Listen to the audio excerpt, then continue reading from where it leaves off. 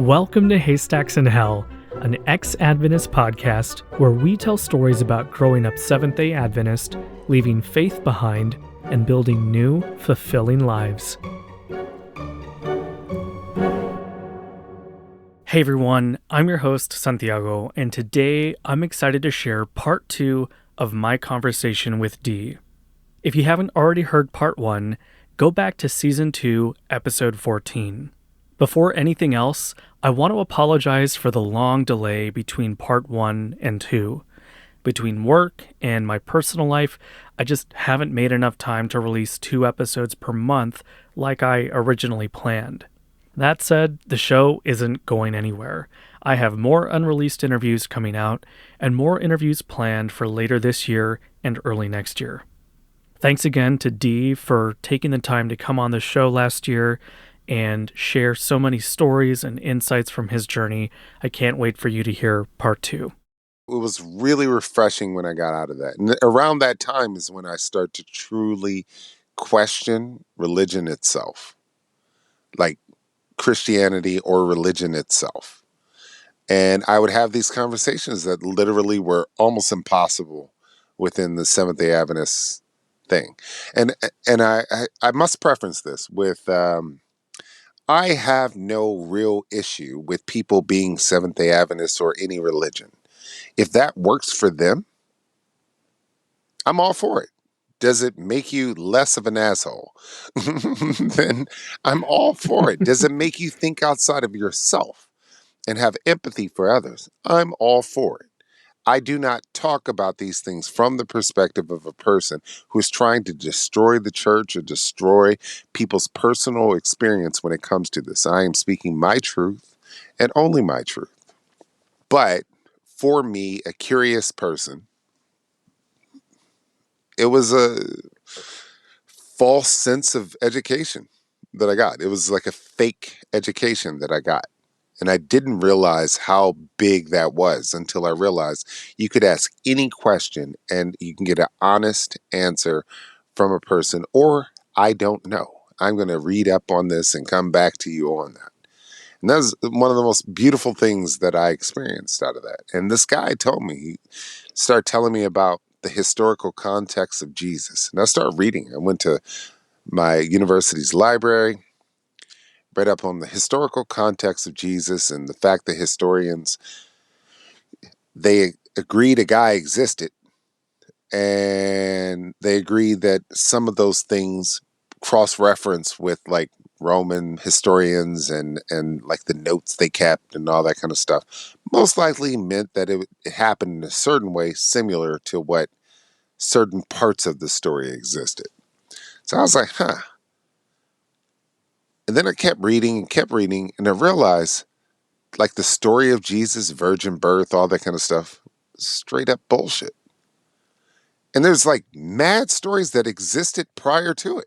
Like, lots. That were virgin birth, Messiah type person, so on and so forth. And I kept looking. I was like, this doesn't make sense. And then I questioned it, but it took me about 2 years to say it out loud.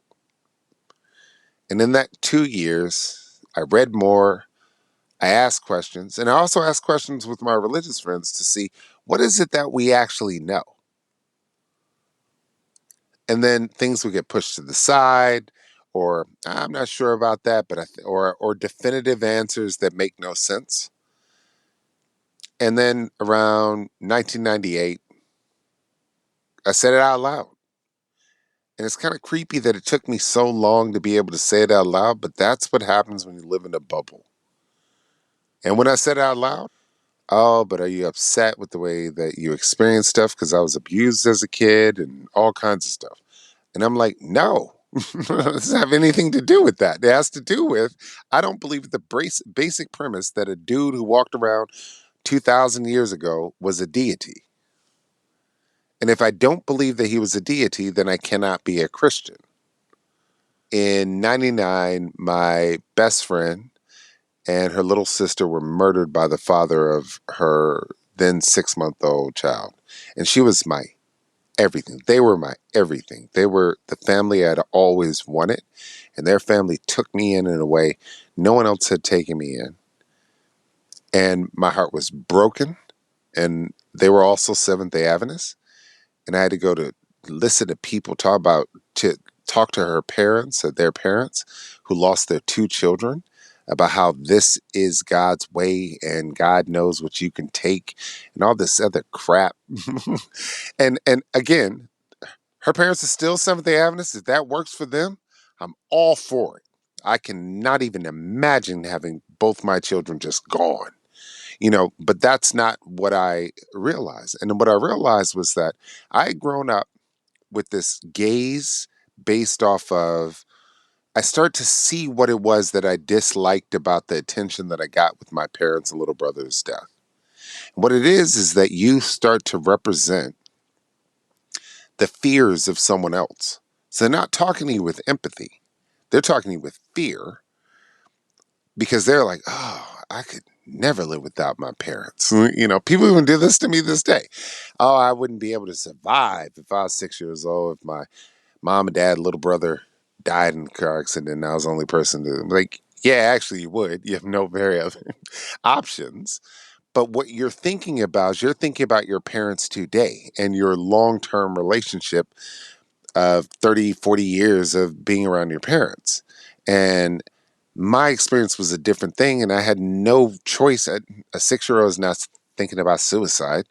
So it's like I had no choice but just go with the flow, and things worked out, and that's how it works. But when I got to see the way that people talk to them and to me, I realized that there was, not only was I right for me, not for them, not only was I right, but I didn't run back to it, because that's what people's concept is. Because she was 23 and our sister was 19, not even 20.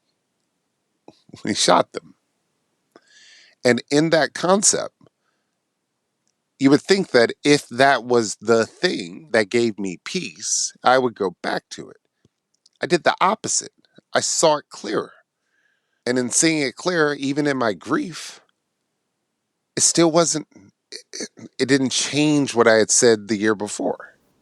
Right. I think it's so important for people to kind of recognize that, because very often we'll see evangelists or pastors or theologians say, oh, people are leaving because they're hurt. People are leaving because they want to sin. People are leaving because of this or that reason. And I don't deny that maybe some people do leave for that reason. Some people, yeah. And I would even go as far as to say that those can be absolutely valid reasons to leave. But to say that most or all people leave for those reasons is a complete lie. And we cannot choose what we are going to believe or not believe in, right? You could not choose to not be convinced at that point that you no longer believed in the things you'd Yeah. been taught as a kid. Yeah. It was freeing in a weird way.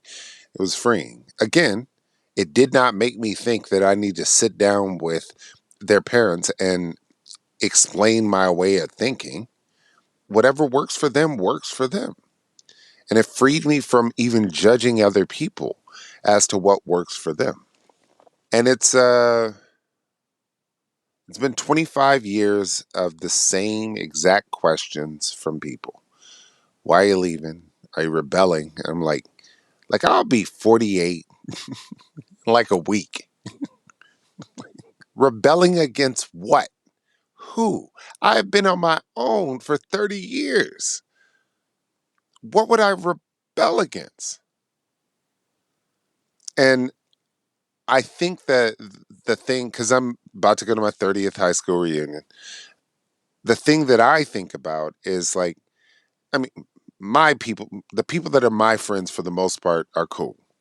But there are going to be people, and these type that come back in or become more religious in that time, and they're going to ask me the exact word for word same questions. My aunts and uncles and older people ask me all the time, well, what about this, what about this? And I know all the answers, and I kind of want to shake them and be like, I was there when you learned this information. Like, Yeah. I know just as much as you. What do you think you're asking me? Because what it does is it others you out. And in that othering, they forget you have the same information they do. Right, right. Like a lawyer can't argue with another lawyer about the law with the context that they don't know the law. They're still a lawyer. It's like, they may not be where you are, but they still know the law. And if you talk to them like they are lesser than a lawyer, you're missing the point.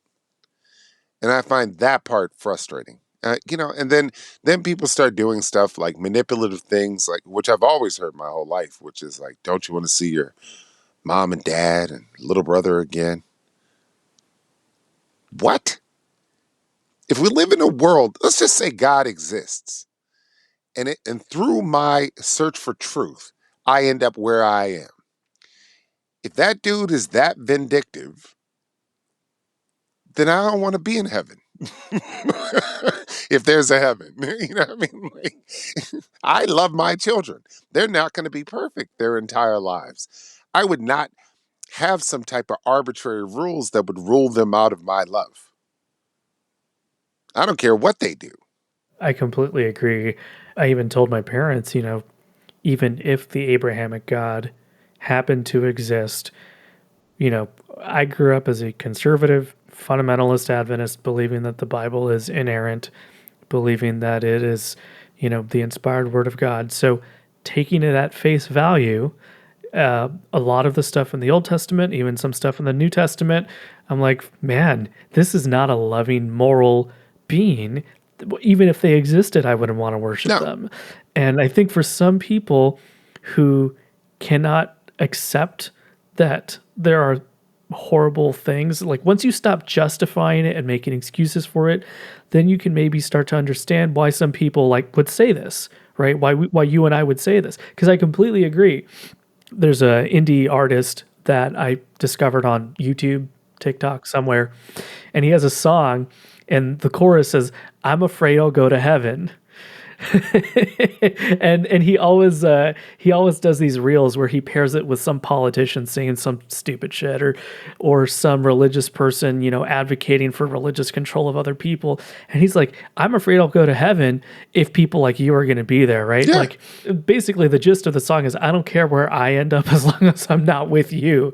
And I feel that to my core, Yeah. because some of the people that are, I've noticed that Christians who are progressive Christians, or who, believe in universalism, this idea that we can all be reconciled one day, they are less concerned with controlling our behavior, because their image of God is a God that is very loving and that is ultimately going to restore all of his creation one day. And so they're not so worried about the details of, oh, you're gay. They don't believe that you're going to burn in hell forever for that, right? But for the people who are Calvinists, or who are, fundamentalist Christians, who have this view of a God who would separate himself eternally from his creation, despite being the being that set up the system in the first place, I don't know. It's such a, I can't, I used to have that mindset, and I've even heard Kyle say this before. I can't put myself in that mindset anymore. No. Like I can't understand it anymore. I used to at some point, because that's what I believe, but I can't anymore. Well, I would say the thing that I'm able to do is try and have empathy for them, because the argument for you to be back in the church is they're actually worried about you. And this is the thing that we have to start to, I think I think we as like beings need to start to understand. Not everything, even things that get on your nerves, are about the person pushing you down. Like the tactics may have been taught by manipulative people, and so it comes off as manipulative. But when I say I'm a little tired of having these discussions, these are people who actually worry about my well being or my future well being in magical heaven and all that kind of stuff. So I have to learn how to love them despite the manipulative tactics that they're using. And that's what I work on myself, because what I realize, and a couple of your guests have said this, is like we were raised to be judgmental. And in order for us to free ourselves of this judgment, we actually have to become less and less and chip away at that judgment. Because it's just as easy for us to look at these people and be like, look at these idiots in the Seventh-day Adventist Church worshiping a racist woman who believed in the most weird stuff. And how can they be this dumb to believe this stuff? When it's not that. It's nothing to do with that. It has to do with whatever your forefathers, your parents, your grandparents, great grandparents came into it. There was something that sucked them in that fit their personality. They forgot there'll be 30, 40, 50 people behind them that eventually exist that it may not fit their personality. My dad's parents, who were my guardians after my parents died, they were born in Meridian, Mississippi in 1914 and 1917. My grandfather told me he saw lynch victims because, I mean, this dude born in 1914 in Meridian, Mississippi, he saw that stuff. I can't imagine the type of fear. If my fear was based off of the devil impersonating, I can't imagine being like 10, 11, seeing where they're cutting down a burnt body that people ate chicken and watched and brought their kids to. Yeah.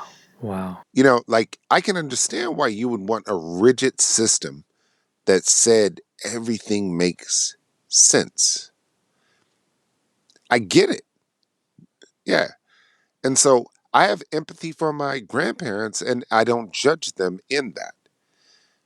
But me, the person that I am, and the stuff that I've experienced, I can't get information and just walk away from it. So that's what works for me. And I just hope that they found a semblance of peace and empathy in their walk through this path that they chose. But I didn't ask to be chose for this. I was born on a Saturday and I was in church the next Saturday. That's just dumb when you think about it. Like, why would you take a 1 week old baby to a place where people have germs and yeah. But so I had my whole world was shaped like this. I asked my grandmother because she was saying she didn't want Trump to get elected. And she was like, well, we know it's the end of the world now because that man's in office. Mind you, she's 100 at this time, or 99. And I was like, grandmother, you think it's the end of the world because this dude got elected? She was like, yep, believe it. 99 years old, she said this. And I was like, but grandmother, what did you think when you found out about the Holocaust? Because you were an adult with children when that happened. I was like, didn't you think it was the end of the world and Jesus coming soon? Because that's what she said. End of the world, Jesus be here any moment now. And she was like, you have a good point. Yeah, I did. Because we didn't experience that. These people heard at the end of the war that there was like concentration camps. And then they saw them. I would become religious after that. Yeah.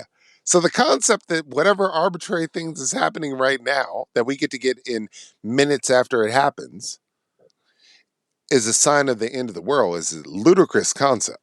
Yeah. I'm really glad you touched on this idea of having empathy for your family members who still believe and who will say things that maybe we disagree with, maybe even hurt us in some cases, but that it genuinely comes from a place of love from them, because I think that's important. I've talked before about how I love my mom. I think she is a really genuinely good person, and that I think her theology is holding her back, but I think she comes from a good place.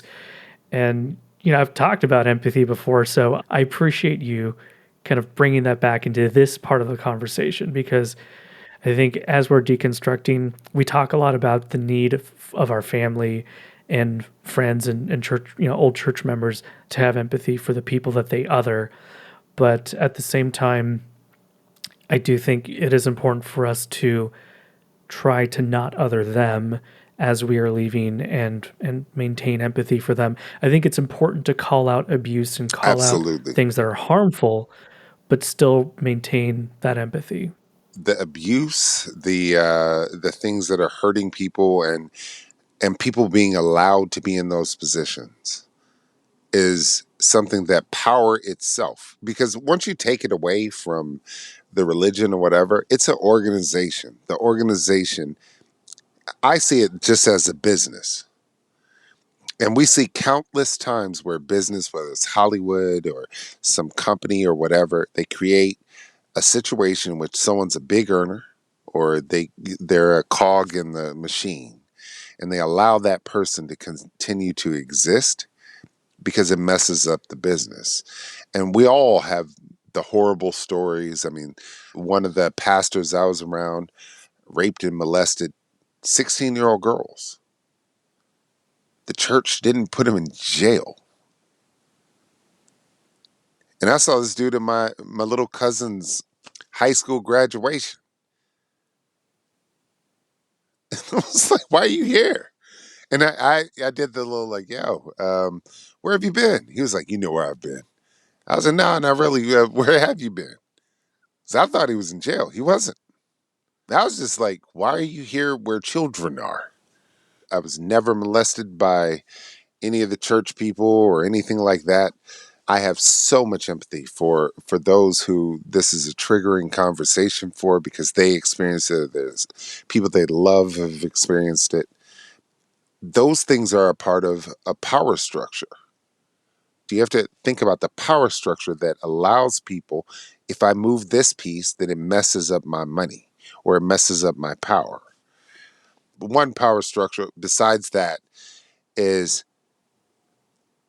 as a non-Seventh day Adventist, a former Seventh day Adventist, why hasn't it blown up that it has segregated conferences?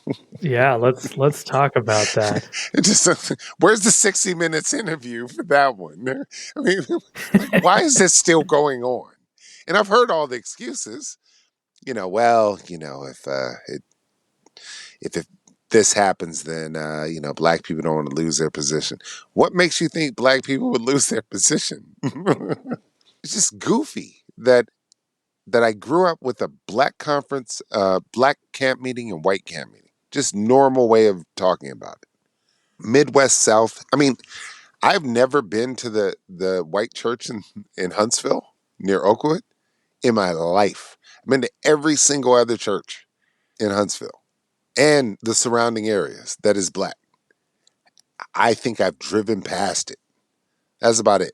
I have no clue what that church is like. Forgive maybe an obvious question, but what was that? Just because you'd heard things, you didn't feel safe, or just No, it's not a part of your conference. It's not a part of your anything. Like in Chicago and Maryland, in Detroit, I went between the two. But in the South, in Huntsville, it's just weird. I mean, Oakwood generates the most money for GC in that area. I've barely been to Southern. I've been to Andrews a million times, um, but I've barely been to Southern College, but a handful of times. I knew people that went there, but there's no. It's an hour and a half away from Oakwood. At my time, it had no real connection with it. And again, I didn't grow up in only black things. I grew up in mixed and predominantly white ones at times. So it's a weird thing. Like, can you imagine how big Oakwood is in Huntsville, and the white church is doing nothing at all ever with it? That's weird. yeah, definitely. I can remember a couple of times where the churches in my city, got together to do things. It wasn't that often, but at the very least I can distinctly remember times where we did that and we enjoyed it. We would always say, "Why don't we do this more often?" Yeah. Did you see differences in opinions about the separate conference systems? Because I've heard that some black people want to maintain it that way for some of the reasons you said, but then there's other people who are saying, no, this is silly. Why do we still have this? So what were the conversations you were hearing? The exact differences. Like if I was sitting at a Sabbath dinner, with people and they talked about it honestly, even people in power, they would say, it doesn't make any sense, but if we make a big fuss about this, it'll come back to haunt us. So publicly, or, when people ask them about this, they would toe the party line of like, well, what'll happen if this thing falls apart? Am I going to lose my position? But privately, they would admit it, some of them. And then I heard it from the predominantly white conferences, the same word for word thing. And that's a thing that I would say that people should look for within this, because Seventh-day Adventism, I forgot who said this, is pretty much like 3 or 4 different churches all wrapped into one. You're progressive, uber conservative, and then Ellen G. White, uh, uh, which really don't mesh in any way, shape, or form. But magically, all of them have go-tos on the uncomfortable subjects, where they have word for word explanations. And when people call it a cult, I'm a little apprehensive with that because I've never been shunned or anything like that. But it has cultishness to it when people have a word for word answer for things that make them go against the brand. And I've learned a lot living over here in Sweden, because as an American, we're used to the whole world critiquing us, right? It's kind of part of it. We critique ourselves, not that big of a deal. Swedes protect the brand. Yeah. Okay. We'll sit there and talk trash about the states to you. And I don't even see the states as like a separate entity or anything like that. I see the West as one thing. But you start sitting there and critiquing stuff, and you will watch people clam up and get frustrated with it if it's outside the purview of what they think is okay to critique about Sweden. Like, people ask me stuff like, is it racist over here? And then I'll be like, yeah, it's actually worse than back home, minus the violence. And like, why? I was like, it's always reminded to me that they are aware that I am black, that I am so called different. Yeah, but do you think it's you? I'm like, no, I don't think it's me. Like, I've seen this since I was a little kid. And they were like, oh, but you're just upset, blah, blah, blah, this, that, and the other. And I always point out to them, like, you're a white Swede. Why would you assume you have a concept, a modicum of what I experience? It's like me arguing with my wife about being a woman. Well, I mean, I've never experienced that myself. And I've had all kinds of weird things. But what they're really doing is they're protecting the brand of what you have in your head that's pushed into your head of this being a utopian place. That's kind of the whole thing happening in the United States with this debate over critical race theory. But that's a loud minority. This is the majority. Okay. So I would say that I would compare this to our Seventh day Adventist friends and family, not them, the individual, but what they're taught to do. So as you start to come out more and more to people, because you said not everybody knows, what you'll start to do, and I would strongly suggest you start to write it down or something like that, is you'll start to get the same arguments word for word over and over and over and over again. And the same questions over and over and over and over again. That's protecting the brand. CRT is a minority of people, because what they're doing is they're just throwing paint against the wall to see what sticks. I'm just saying that it sounds bigger than it really is.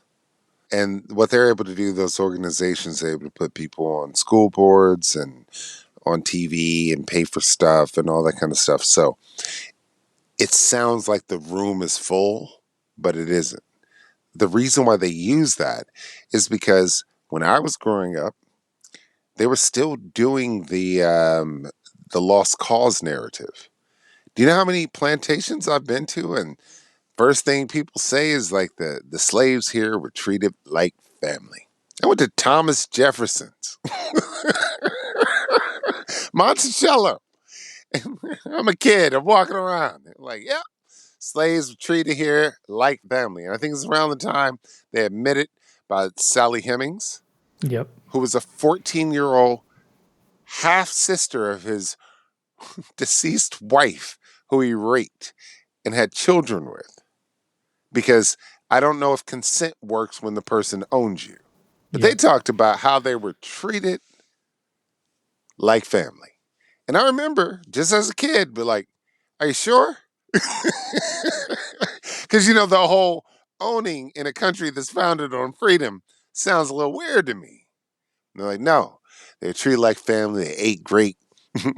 They just couldn't go anywhere because someone owned them. So it's been built into the ignorance has been built into them. So they're hoping that it sticks a little bit further. And the idea is to try and make it harder for people to follow what they learned in 2020. And again, it's active ignorance. That active ignorance has to have a push sometimes. So that's what you're seeing. But overall, it doesn't really work. Like if you think about 15 years ago, people were like, nah, gay people will never get married. It's okay where they are right now. We're like, why do they need to get married? Now, even the conservatives don't talk that way anymore. Now they moved over to trans people. Now they moved over to CRT. But I think what you're seeing is the death throes of white nationalism and any of these more oppressive things. And if it comes back, I mean, it's more of us than than there are of them. These these idiots are just fighting for just like anything. I heard a person talking about if the teachers in Nashville, which I've really found that we've gotten to the point where we're desensitized to like tragedies because everybody's so used to their argument that we forget that 3 9-year-olds got killed in Nashville. You should say, you know what, I'm going to take off my team colors and do this. But this one person said if the teachers in Nashville had guns, and someone corrected them immediately and was like, yeah, a lot of teachers had guns. And nothing changed about the narrative. Like nothing changed about the narrative at all.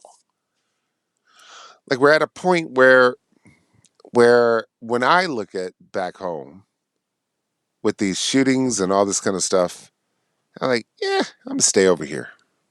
I'm gonna deal with blatant racism on a day-to-day basis because at least my children don't have to do the school shooter drill. And it could happen here. It's just not going to be as likely as it would happen there. But I mean, again, my ultimate goal in life is to get to the solution. I don't care about people feeling bad. I don't care about that. I'm pushing 50. I'll be 48 on the 19th. I just look at these cycles and they're boring to me now. I grew up, what I grew up with? I don't know if you even had it as bad as we did. I grew up in the Satanic Panic era. I remember this. Like I'm like 8 years old, and AYS. This time it's moved to the gym at Oakwood, and so we go there, and there's like this one isn't like only my age. This is like up to college students are there, and it's packed. And they had 2 record players. One was blue, and one was red. And then this couple got up there, and they were like, "Well, we're going to show you that this is devil music," which was working great for me, the guy that was worried about the devil impersonating his parents, right? So they get up, they play like, I don't know, Queen song or whatever. And then they were like, that's what it sounds like a snippet of it. And then they put it on the other record player and they push play and it runs it backwards. And then you hear like, what he said was that we're kings in service for Satan and you must worship Satan. And I was like, crap, this is terrible. But I don't really care about Kiss, so I'm all right. Then they keep going. Then the next thing they do, they put on some Michael Jackson. And they're like, and they're like, that said this, and Satan is the king. And also, we have from a good authority, they literally said this, that Michael Jackson learned to moonwalk in the theater in the air. What engineer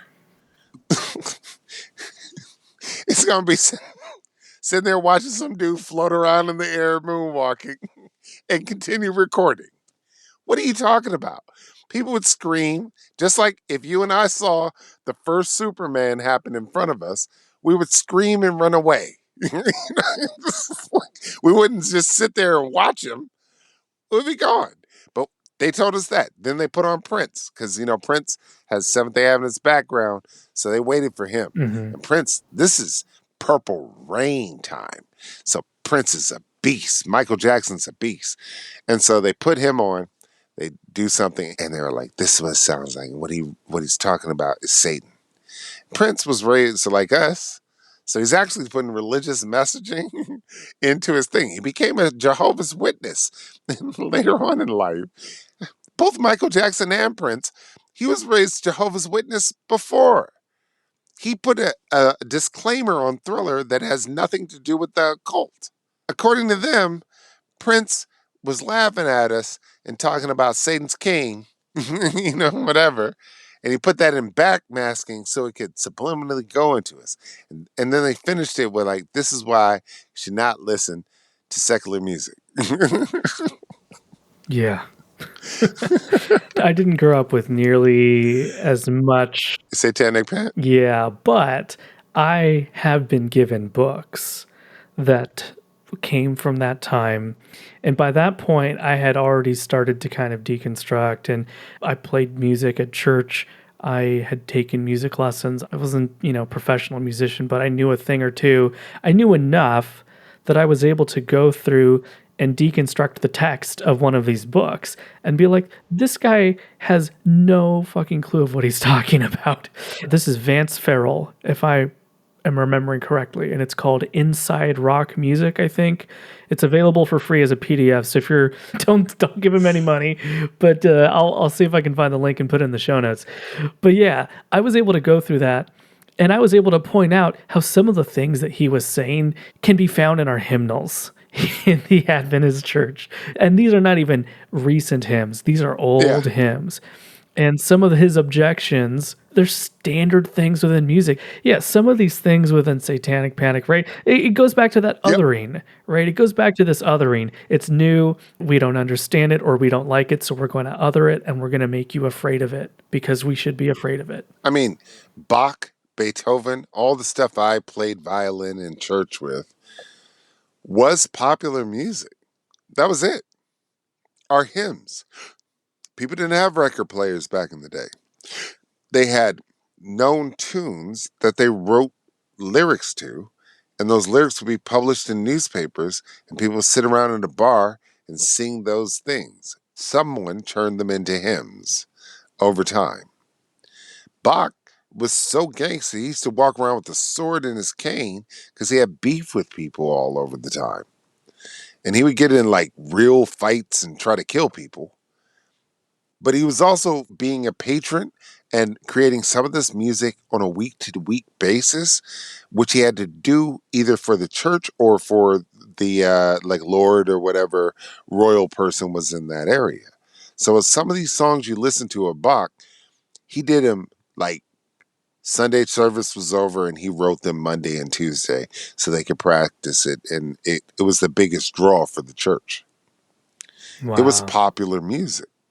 But I played Beethoven in Seventh-day Adventist churches. Yeah, that reminds me about how John Calvin was completely against the organ because, according to him, it was a popish instrument, essentially calling it like an instrument of the devil or something. This is the whole Protestant anti-Catholicism thing. They're trying to separate themselves out. And so it's hilarious to me, all these years later, you walk into basically any Protestant church, you probably find an organ. Even the early Adventists didn't use any musical instruments in their worship. And now you can't walk into an Adventist church without a piano or someone playing a guitar or something. That's why when I heard some of these arguments, I think that just accelerated my deconstruction, because I was like, these arguments against music, first of all, some of these things are rooted in anti-Black racism. Oh, absolutely. Yeah. This idea of jazz and rock and, it's coming from Africa and all this stuff. That's why we can't have drums in church. Right. So the churches that you were in, did they have drums or no? Heck no. Then again, there are different ones. So the ones I went to didn't have drums and stuff unless it was like AYS, stuff like that, or if it fit within the context of a specific performance. Most of orchestra stuff, choir stuff, yeah, no drums. But there would be black churches with drums. And I remember people like, not going over there. They got drums. And I used to hear the argument with jazz. And since I played violin for 12 years, the thing that I realized about jazz very early on was that these are people who are so proficient in classical or standard music that they created something that uses that and breaks it apart and puts it back together at will. They're virtuosos. It's like Basquiat used to complain about people thinking he just did finger painting type stuff. And he was like, sometimes I want to show them that I can easily do what they think is art. But what I'm doing is breaking it apart. And, I was there when the beginning of hip hop started getting popular. Oh, the great thing about it was the Satanic Panic had one beautiful thing for me. Every time a pastor made an argument about a popular artist, people would give up all their tapes and CDs. And since I obviously was going to hell, they gave them to me. So I had an amazing collection. And I was so used to it. I had basically, if you come to me, here's the agreement. Even if you want them back, they're not yours anymore because you gave this up for Jesus. So I was chilling. I appreciated that. I remember I wasn't at Oakwood at this time, but I would be visiting my friends and stuff on campus, and Erykah Badu had just come out, and this dude did like a whole sermon about how she's like a African witch princess, something, whatever, and she's promoting the devil. People gave up all their stuff. So I'm sitting there visiting, and people were bringing me their cases of tapes and CDs and just handing them. It was great. I must say, what a blessing. So I appreciate it from Nice. that perspective. But I do remember feeling fear with music that I should never, ever have felt. And then once I got around, I worked around the music industry. I used to do music. And when I got around people sitting in studios doing stuff, it's the most ridiculous, idiotic thing ever. Like, it's just stupid. Engineers don't sit there. They don't even do drugs or anything, even if people do drugs. Why? Because they would not be able to perform their job. Yeah. And, like the concept that people could do seances and all kinds of crazy things in a studio is insane. Because everybody has the background we do in some facet or form. And they wouldn't deal with people because of that. You have to go find a record label that's cool with seances. You know what I mean? We're the devil label. Yeah, just you're welcome to do that. Because it wouldn't work. Most of these people come with a church background. You think of your Aretha Franklins and all this kind of stuff. Like, her dad was one of the biggest pastors in America. It's an insane concept that she would just be around crap. Yeah, no, I definitely agree. So before I forget, I want to ask you real quick about Dr. Ben Carson, speaking of kind of celebrity or famous people, if you will.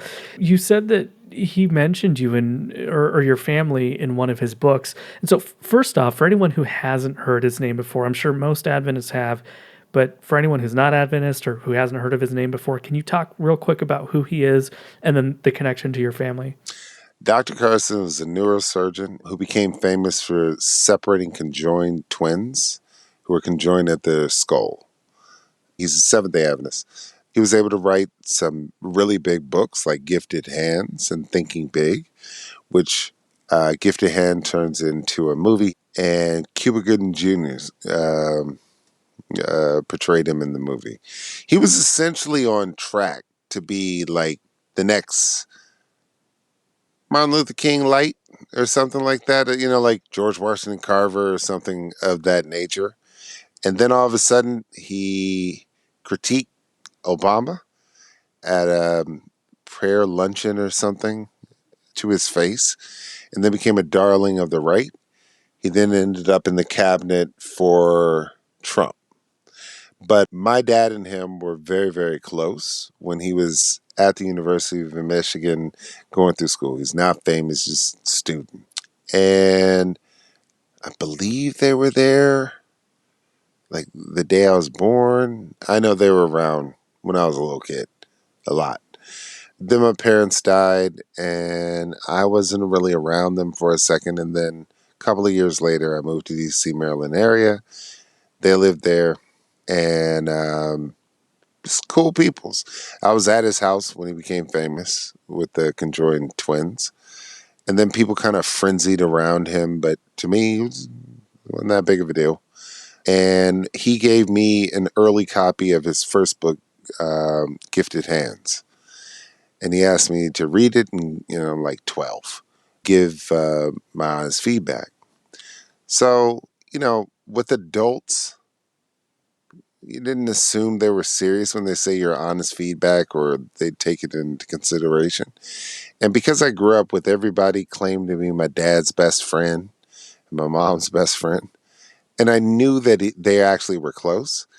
My thing was like, I like this, I like that, and it's a rags to riches or whatever, overcoming like simplistic way of a kid's book, basically, of saying like, I was poor and now I'm a doctor.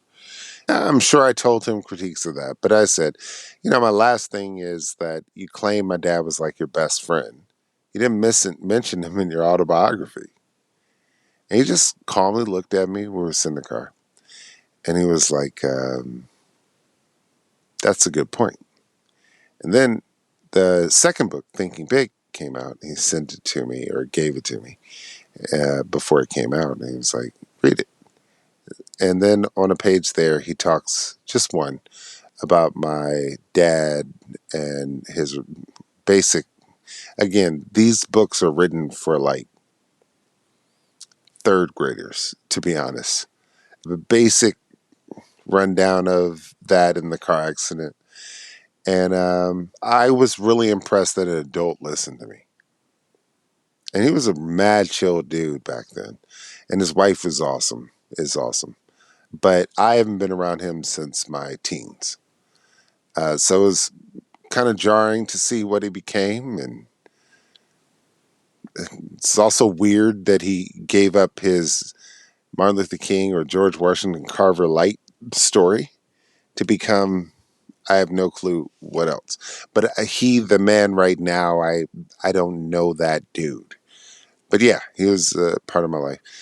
I never really talked about it because once he became famous, it's just no point talking about it because I have no clue why he turned out that way. I was around his mom, can't even imagine. I mean, he's made statements like black people were better off before segregation ended. What are you talking about, bruh? Are you serious? What are you talking about? I hope his mom wasn't alive when he said that. In retrospect, the one thing that I am a little irritated with is how people talked about my parents dying. My 5-year-old brother also died, and I was 6. And that kind of robbed me of the grieving process of him because they were thinking about their friends. It seems like you focus on the 5-year-old dying a little bit more, or at least include the 5-year-old. So yeah, that's the story with that. And again, I have no contact with them. I have no opinion. I think it's weird because it was a pretty gentle, cool dude to be around then. But whoever I've seen on TV is just as weird to me as it is to you. I want to go back real quick to your move to Sweden because I think you had mentioned at some point that it was kind of on a whim. Hmm. So, can you walk us through, like, was this after you had finished school, during that time, or when did this happen? Now, this is later. I was living in New York.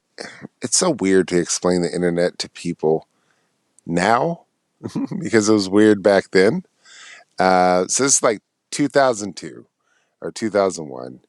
I was on this site where it was like a music centric site, and this girl hit me from Sweden, and we just shot emails back or inboxes back and forth. One day she said she was coming to New York, and I was like, here's my number, which was like a thing on that site. You can call me. I can let you know if there's anything that's going on, and if I have time, I'll catch up with you. Long story short, holiday weekend in May. Which one is that one? I believe it's Memorial Day weekend. I'm just walking through Manhattan, and we're in Midtown, my cousin and I. And I suggest that we go into Macy's, ride the escalator up, and suck up the air conditioning. It's a super hot day. And this girl walks up to me and goes, "Are you D?" And for people that don't know what New York is, you don't see your neighbors in town. I'm like, if you do, you're like, oh Yeah. my goodness, what are you doing here in the same island we live on? She walks up to him. She was there for 10 days.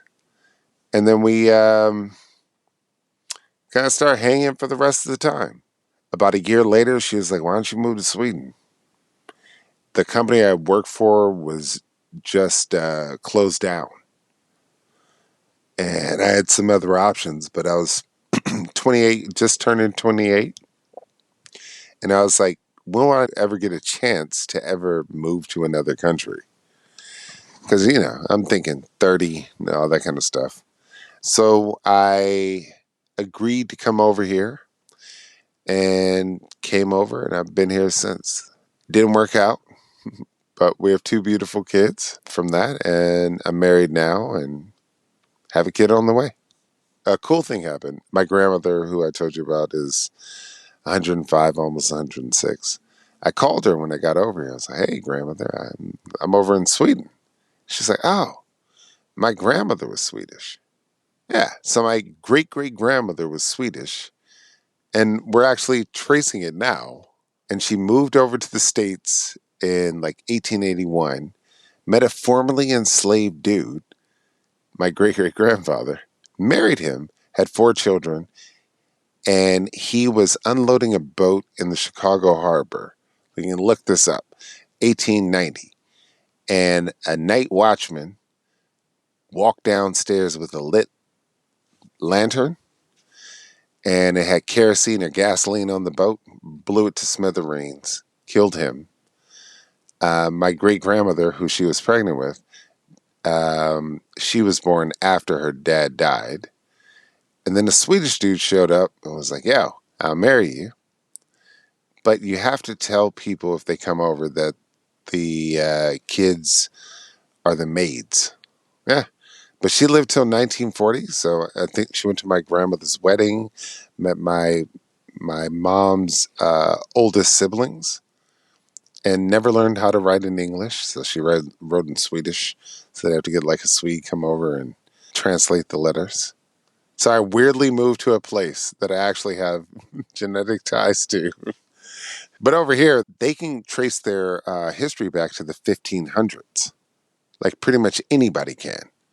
So they don't really see us in America as even white Americans as like Swedish.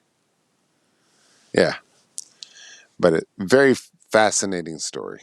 And we're following it right now. Yeah, that's Yeah. interesting. Bringing it back to kind of faith and leaving faith. You've mentioned empathy. We've talked about a whole wide range of issues that different people will have different thoughts on. How do you think your morals and ethics have changed since leaving faith behind?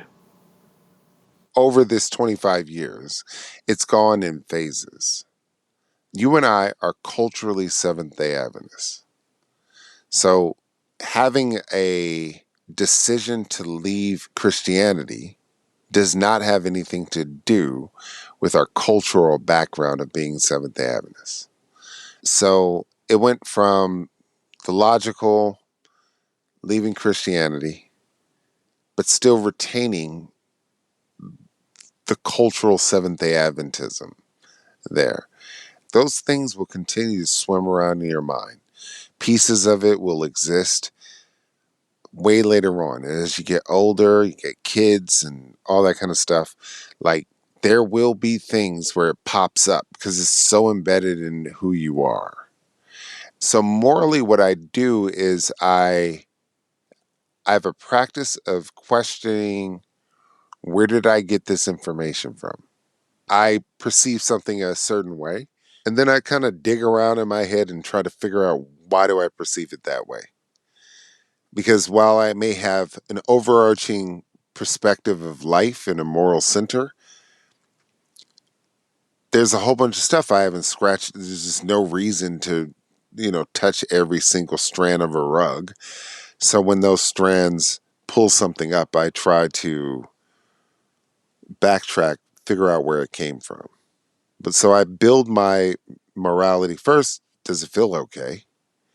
But I also build it with the concept of loosening those strands to kind of build myself in a different manner. I used to be jealous of people who weren't raised super religious because it seems like they would have an easier time just being free. But what I realized is, like, all of us in the West or wherever you're from, we already have the same type of conditioning to justify our existence in whatever we are in life. The great thing about coming out of that type of conditioning is you can apply that logic to anything else. You want to understand how capitalism affects you. You want to understand how patriarchy affects you. Apply the same logic to it. Learn about it and try to piece and pull apart those pieces. Because I would never say, I would happily say I'm a feminist, but I would never say that I'm fully cured of patriarchy. you know, and sexism. It's just like when white people come out to me and be like, well, I'm obviously not a racist. Be like, you sure? Because it's kind of part of society. But glad you cleared that hurdle. You know what I mean? But my morals are based off of that. And the more you get tested, the more you figure out how much is just talk and how much is what you need to work on. I think that's a good point. Absolutely. With everything we've talked about, your background, your education, the people that helped you, the people that also maybe didn't, would you say that not the people, but the Adventist church, the structure, the institution, and everything that comes along with that, would you say that it is a net positive, negative, or neutral force in the world? In the world, I don't know. I don't really know. Anything that tries to control your inner thoughts and how you feel about things can be dangerous to the majority of people. We live in a world. A good example would be like people who run for the president of the United States. So you out of 320 million people, are the correct person to fix all the problems for 320 million people plus, the roughly 8 billion people on the planet altogether. We base our society off of those type of people, megalomaniac idiots. Our religion should not be based off of them or based off of one size fits all for anything. Our religions, our gems, our whatever should not be this. I think that religion in general has a habit of doing a one size fit all, and it stifles what people are. I mean, just in my lifetime, I've been able to see people be free enough to not get beat down for being openly gay, which they always existed.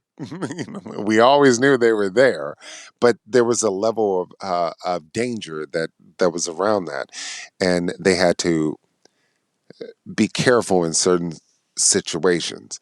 In general sense, not Seventh-day Adventism, just altogether. Any religion that tries to control you is taking away your ability for you to be yourself, and we all lose in that process. But on the flip side, if you're a person who needs a structure in order for things to make sense, then by all means, follow the structure. Just make sure you're thinking for yourself while inside of that structure, if that makes any sense. But Seventh-day Adventism, I don't see it any different than any other religion. I no longer separate it from other religions, from Catholicism, anything else. There's very good people within it. There's very bad people within it.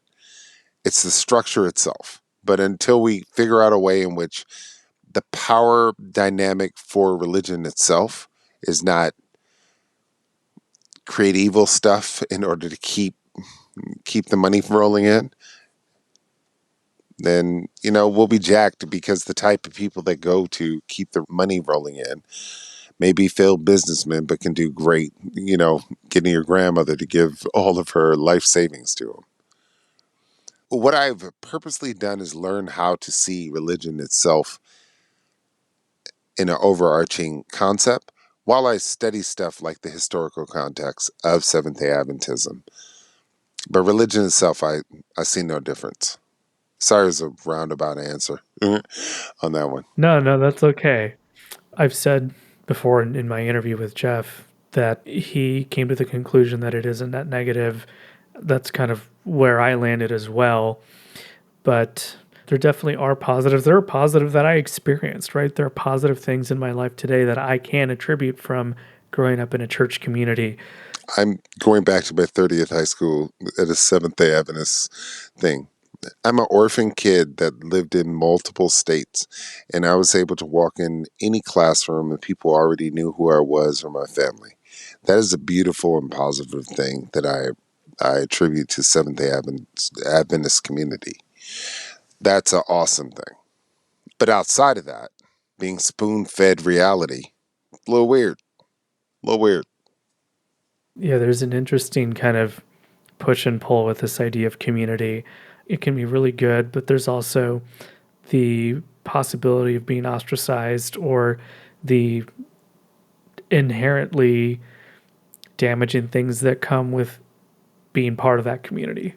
Yeah. Like I said, moving over here, watching people protect the brand at all costs, you also realize why it's a uniquely American religion. America has been walking around talking about the greatest country on earth. we, I mean, like, do you know how goofy it feels to sit in a movie theater and someone says that, and you're looking around like, oh, that's embarrassing. Like, this thing is like, there have been other religions in the past, but 1,800 years after the death of its supposed creator, we got this on lock. that level of self assuredness is repulsive, but it's very American and British and Roman and any other we tried to take over the world thing. That assuredness is a scary thing. Yeah, I think you'd mentioned somewhere that that's kind of why you identify with the label of agnostic. Yeah. We're willing to recognize that we don't know what we don't know. Yeah. Not knowing is great. Not knowing means you could learn some more. I mean, can you imagine taking a class and walking into it and be like, I've already got this on lock. I know everything there is to know about this. Like, why are you there? Life is a class. It's not that hard. And this is not a diss to people who are atheists, but the hardcore atheists that are like, you're wrong. It's 100% chance that there is no God and there is no this, there's no that. It's not even from a Judeo-Christian concept of a God, but just the concept there's no higher power. I mean, my humble opinion, based off of nothing at all, is that we are the worst thing in the universe, and there are tons of higher powers over us, you know, who who could seem magical to us because they're a billion years in advancements that we, when we're blowing each other up, haven't figured out yet. Yeah. So the concept that there's no higher power to me is ludicrous. But I also don't know, which is the most safe thing to say. I don't know. Yeah. Yeah. Definitely an important thing to be able to reach is being comfortable with that. Well, Dee, we have been on for Forever. a while. Yeah. I know it's late. I appreciate you sticking with me. I have, if it's all right, can I ask you one last question? Oh, no worries. Okay. So you're going to come to the US for your 30th high school reunion. Class in 1993, the greatest of all time. Yep. You're going to have conversations with some of your old classmates. I don't imagine any of them would hear this, but if any people, family, friends, acquaintances, if anybody that you know who knew you as an Adventist, as a young person, what would you want to say to them that you haven't had a chance to say already? My classmates, we went through grade school, high school, and college. Most of them have at least a decent understanding as to who I am because we're a weirdly close class. But I would say to the few of them that have decided that they're gung ho back into their religious ways or have always been there, and they would like to help me come find the light, I would just like to remind them that I was sitting next to them when they found this information out, and I know just as much as they do. So it's a little offensive to continuously say the same questions and same leading concepts to me. So those few handful, and again, they're probably not in my class. My class is awesome. But those few people that want to give me this like fake curious questions like, well, what about don't you want to see your mom and dad again? And all that kind of stuff. Yeah, just please don't do that. Yeah. But beyond that, I love you all. You all are awesome. Some of you all aren't. But yeah, that's why I'm going, flying over and leaving my pregnant wife and teenage kids and my dog, just to get some energy by being around this, being around people that have known me before the age of 28. So that'll be awesome. Well, happy birthday coming up and Thank wishing you, you sir. safe travels. Yeah, I'll just skip Vespers. I really I don't see the point of sitting in there. Well, that is Yeah. absolutely your right to do that. It's been great talking to you. I really like what you're doing. I would say to the people that are listening to this that are actually looking for something. Like there's life after this stuff, and you're not going to exist in a anti Seventh day Adventist, anti Christian, anti whatever you went through space for the rest of your life. There's just like joy and watching your kids grow or your dog or cat or whatever the heck you have, your lizard, and there's joy there. But you're going to have a lifelong experience of getting out of this, and just embrace the experience and don't hold it against your parents or whoever. I mean, if they're assholes, then hold it against them, the individual person, for being an asshole. But don't hold it against the whole community from that, because you're going to miss out on people that, like moving to Sweden gave me one insight. All these times I've moved throughout my life in the U.S., there's one thing that I had never understood is like the level of loneliness you have when there is no one who has context for anything of your backstory. Not your partner, not your wife, nothing. No one knows my backstory here in this entire country. Like they've heard it, but they have no context. And, I was telling my daughter not too long ago that, as a teenager, you think like the fun stuff that you're doing brings you closer to your friends. but it's actually the friends that were there with you in the sheer boredom. You know, those are the ones that they saw. You know, they didn't need explosions around them or a great DJ or whatever. Like, they were there with the boredom of stuff, and that bond that you have with those people in that boredom is the best. So I just hope that people don't throw away just relationships from that. You can create boundaries and tell people to step back if they keep doing the same type of things. Why are you leaving? Why don't you come to church? All that kind of stuff. But don't just like throw everything out with the bathwater. That's my experience as someone who lives in another country. That's a great insight, and I think that makes a lot of sense. Well, Dee, I'm gonna let you get some sleep. Thank you, sir. I feel sorry for you with the editing on this one. No, all good. Good God. Thanks Yeah, so much, and I hope we'll chat again some point. absolutely. Thanks for listening. If you have a story to share about your Adventist or fundamentalist experience, we'd love to hear it. You can submit stories on our website at hell.bio. That's HELL.bio.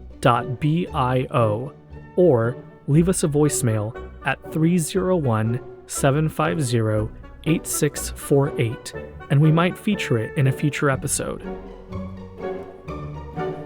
Thanks again for listening. We'll see you on the next one.